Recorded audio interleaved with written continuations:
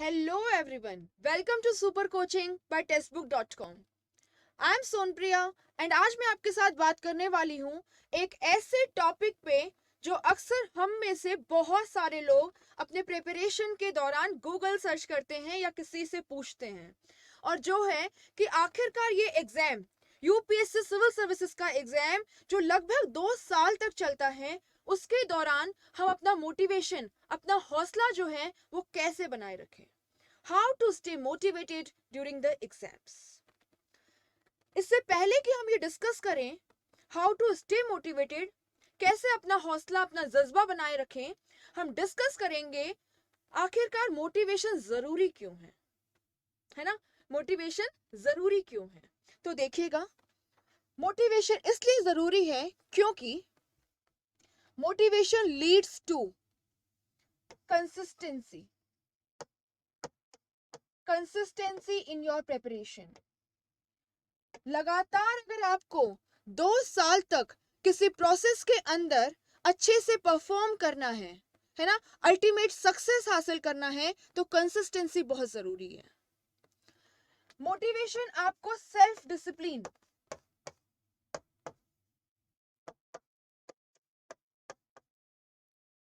Hard work जैसी qualities को maintain करने और फर्दर बूस्ट करने में हेल्प करता है. और इन सब का जो रिजल्ट होता है वो होता है सक्सेस.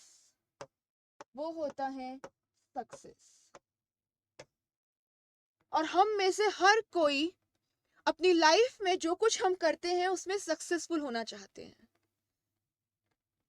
इसीलिए मोटिवेशन जरूरी है.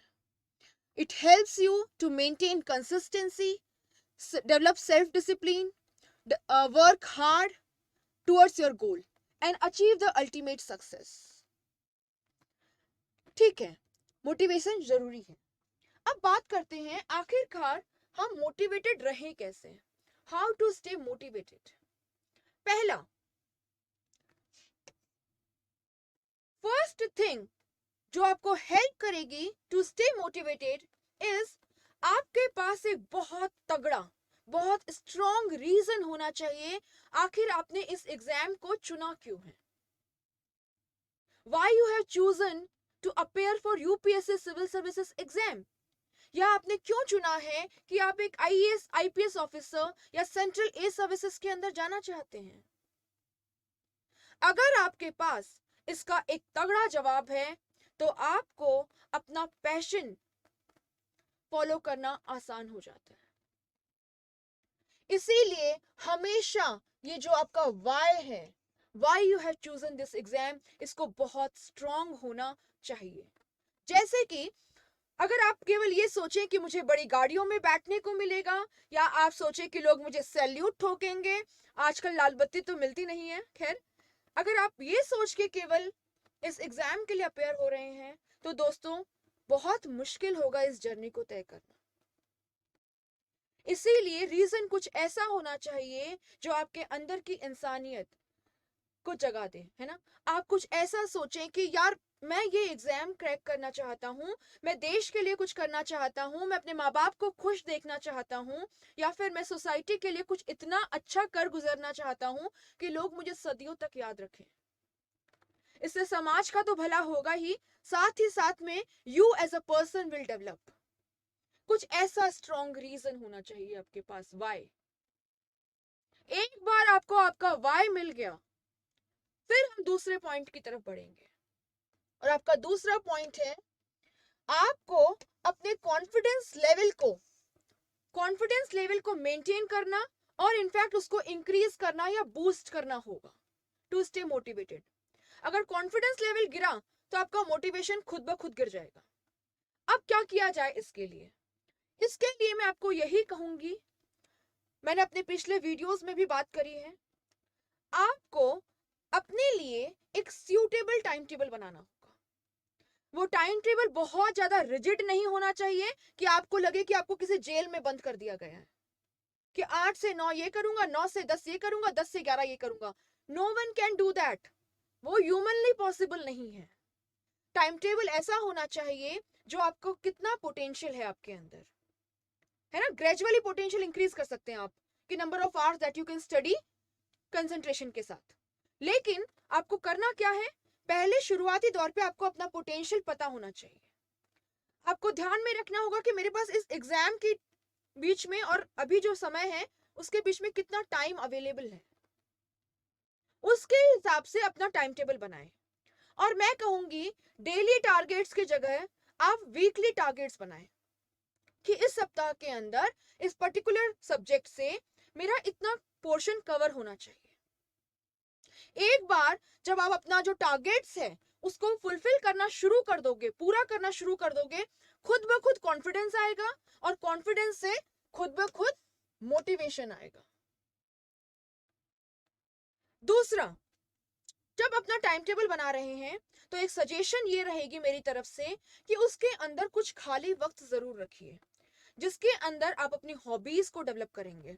हॉबीज इन द सेंस, हो सकता है आपको म्यूजिक सुनना पसंद हो सकता है आपको थोड़ा गपशप करना पसंद हो दोस्तों के साथ, फैमिली मेंबर्स के साथ, हो सकता है आपको कुछ खाना बनाना पसंद हो, आप वो सब थोड़ा सा कर पाए, है ना। वो थोड़ा टाइम आपको अपनी हॉबीज के लिए, अपने फ्री टाइम के लिए, किसी ऐसी एक्टिविटी के लिए जो आपको रिलैक्स फील करवाती है उसको देना होगा।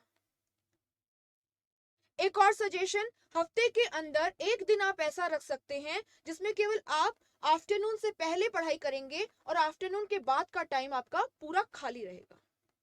इससे क्या होगा, जब एक बार आपकी बॉडी को थोड़ा रिलैक्स टाइम मिलता है ना, you give some time to yourself, तो आपका दिमाग शांत होता है। आप जब वापस से किताब पकड़ेंगे, अगले हफ्ते के लिए शुरुआत करेंगे अगले मंडे को या किसी और भी दिन, जब आपने ब्रेक लिया है उसके नेक्स्ट दिन, तो देखिएगा आपका जो आउटपुट, आपका जो पोटेंशियल होता है, आपकी जो प्रोडक्टिविटी होती है वो बहुत ज्यादा बढ़ जाती है। और जब प्रोडक्टिविटी बढ़ेगी तो कॉन्फिडेंस बढ़ेगा।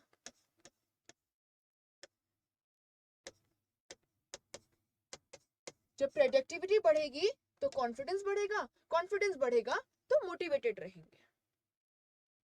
ये तो हो गई ये बात। तीसरा, ठीक है, हमारे पास एक बहुत स्ट्रॉन्ग रीजन है। मान लीजिए कि मेरे पास एक रीजन है कि मैं एजुकेशन सेक्टर को रिफॉर्म करना चाहती हूँ। ठीक है, ठीक, एक रीजन हो गया। मान लीजिए मैं अच्छे से पढ़ाई भी कर रही हूँ, खुद को टाइम भी दे रही हूँ, रिलैक्स भी फील कर रही हूँ। इसके बावजूद भी, क्योंकि हम सब ह्यूमन बीइंग हैं, कभी कभार हमको थोड़ा डिमोटिवेटेड फील होना नॉर्मल है ना, हम उदास फील कर सकते हैं। ऐसे टाइम पे क्या करें, ऐसे टाइम पे मैं आपको कहूंगी कि खुद को हमेशा स्मरण करवाइए एक बात का कि कितने लोग ऐसे हैं जो कहीं आपसे ज्यादा पुअर इकोनॉमिक बैकग्राउंड से आते हैं, जिनकी आर्थिक स्थिति सही नहीं थी, जो पढ़ने में शायद इतने अच्छे नहीं थे। कुछ लोग हो सकता है 10th 12th में फेल हुए थे, है ना, not having a very good academic background even, या लाइफ में उनके साथ बहुत बड़ी ट्रेजेडी हो गई हो, जैसे मैं खुद इतने लोगों को जानती हूं, those who have lost their parents just before their interview, just before their mains और जस्ट बिफोर देयर एग्जाम। वो लोग भी एग्जाम क्लियर करते हैं। अगर वो कर सकते हैं इतनी दुविधा में रह के, इतनी परेशानी में रह के, इतने दुखी रह के, तो आप भी कर सकते हैं। खुद के अंदर ना वो जज्बा जगाइए थोड़ा सा कि यार बाकी लोग भी तो मुसीबत में हैं, वो लोग भी तो कर रहे हैं, फिर मैं क्यों नहीं कर सकता, मैं भी कर लूंगा। ठीक है, चौथा पॉइंट एक और, होता क्या है, आपका एनवायरनमेंट बहुत पॉजिटिव होना चाहिए इस एग्जाम की तैयारी करते वक्त, तभी आप मोटिवेटेड रहेंगे। अगर आप अपने आप को नकारात्मक सोच वाले लोग, नेगेटिव लोग जो आपका चाहते नहीं है कि आप अच्छे से प्रोग्रेस करें, उनके साथ रहेंगे, या जो आपको फिजूल की बातें यहाँ वहां की जिससे कोई लेना देना नहीं है वैसी बातें आपके साथ करते हैं, आपको कहते हैं कि क्या करेगा एग्जाम देके, तेरा एक बार नहीं हुआ, दो बार नहीं हुआ, जो लोग ऐसी बातें करते हैं, please please please try to keep a distance from them, दूर रहिए ऐसे लोगों से, है ना। अपने आप को हमेशा पॉजिटिव लोगों से सराउंड रखिए जो आपका हिम्मत बढ़ाते हो, जो आपको कहते हो कि यार तू कर लेगा, तू बस अच्छे से मेहनत कर, हो सकता है तेरी ये गड़बड़ रही होगी, जो आपको सही सलाह देते हैं, जो आपको भला सोचते हैं। वो आपके दोस्त हो सकते हैं, आपके माँ बाप हो सकते हैं, आपके भाई बहन हो सकते हैं। ऐसे लोगों के साथ रहिए, आपके टीचर हो सकते हैं, ऐसे लोगों के साथ रहिए हमेशा। पॉजिटिव एनवायरनमेंट में रहने से इंसान जो है वो मोटिवेटेड फील करता है ना, उसके अंदर जो है वो एनर्जी जो है वो उसकी फ्लेम जलती रहती है। साथ ही साथ में मैं, ये तो हो गया, चलो ठीक है, एक और बात बताना चाहूंगी।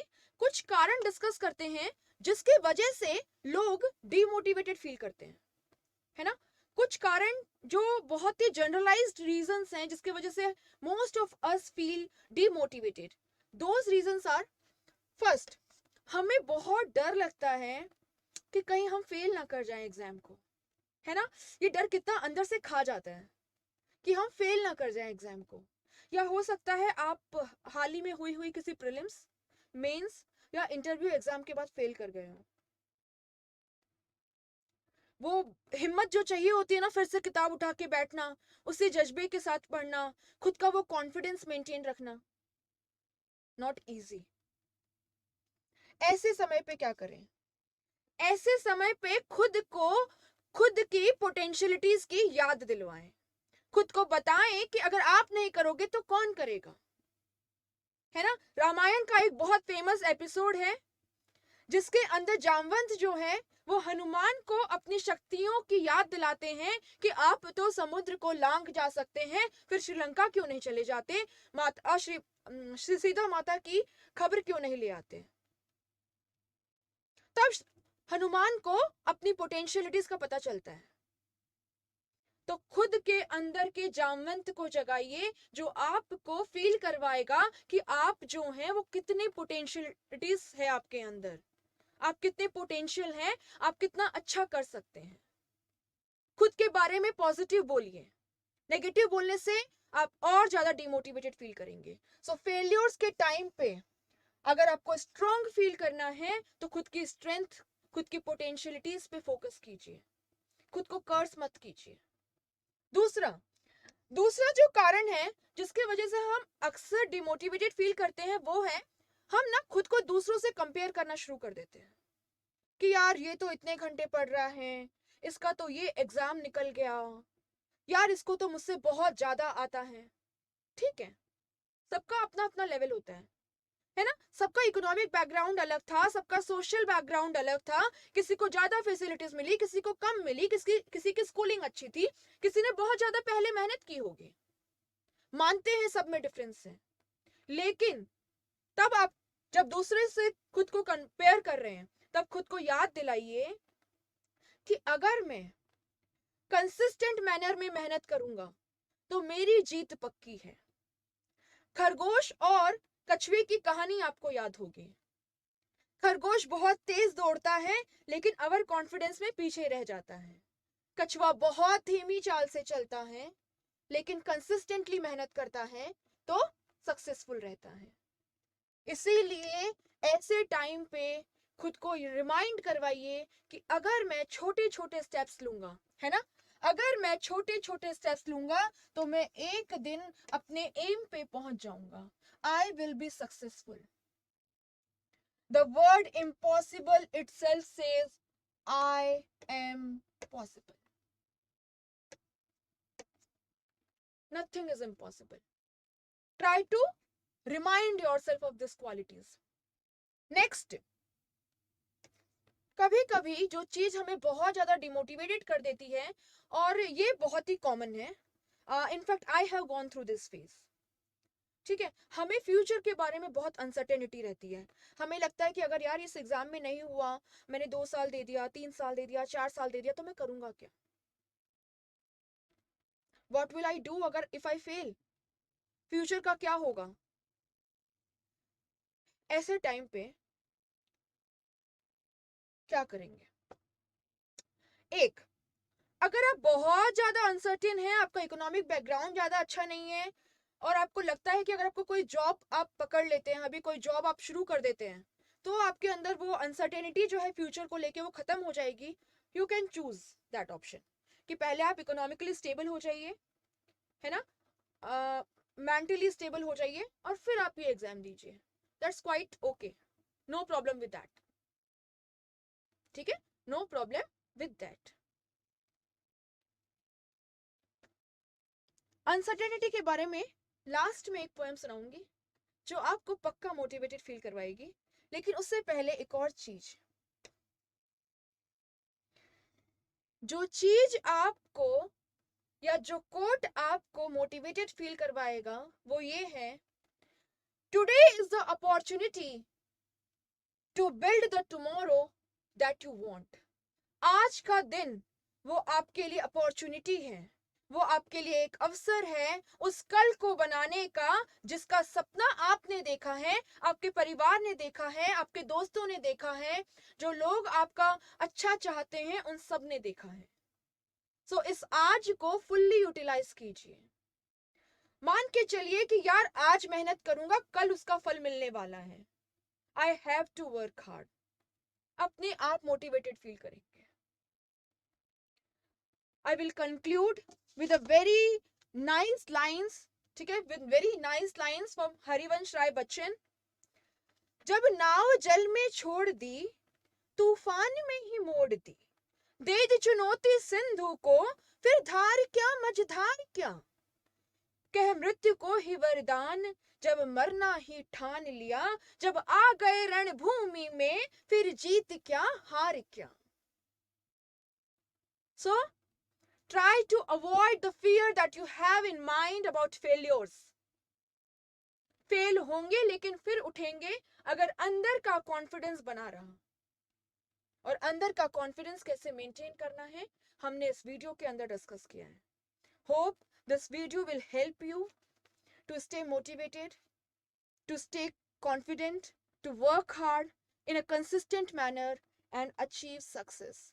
Thank you so much.